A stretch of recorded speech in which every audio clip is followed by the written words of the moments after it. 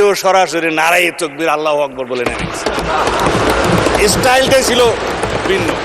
দখল হয়েছে মাননীয় স্পিকার। এখন এই যে ব্যাংক দখল হয়েছে মাননীয় স্পিকার, ইন্টারিম গভর্নমেন্টের সময় ব্যাংক দখল হয়েছে আওয়ামী লীগের সময়।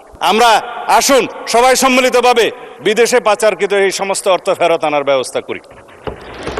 আজকে শুনে আরো খুশি হয়েছে মাননীয় স্পিকার যে বলে যে আমরা তো বিরোধী দল না। হ্যাঁ, আপনারা বিরোধী দল, আপনারা সরকারি দলে আসার জন্য কসরত করবেন, এটাই হচ্ছে নিয়ম, এটাই পার্লামেন্টের রীতি। তবে আমি জেনে আরো খুশি হয়েছি যে আপনারা শ্যাডো মিনিস্ট্রি করেছেন, ছায়া মন্ত্রিসভা।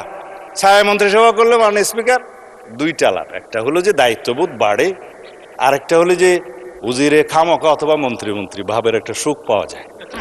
তো আমি অভিনন্দন জানাই যে আসুন আমরা শ্যাডো মিনিস্ট্রি হিসেবে আপনারা ডিক্লেয়ার করুন, কাউন্টার পার্ট হিসাবে আমার বিপরীতে মনে হয় আমার সোজাসুজি আছে হোম মিনিস্টার সাহেব শ্যাডো।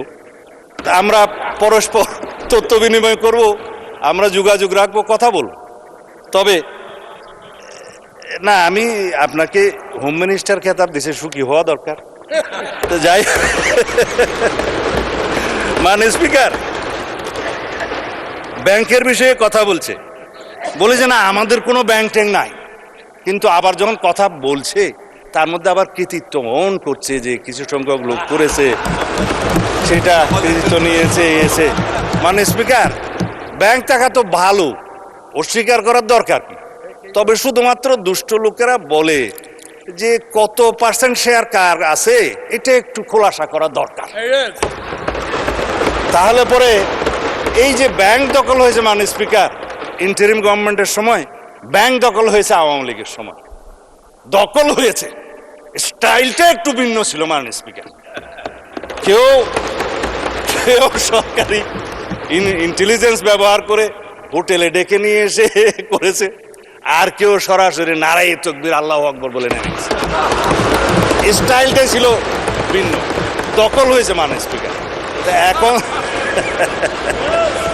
আমি চাই না মাননীয় মন্ত্রী শেষ করেন। আমার সময় কমে যাচ্ছে।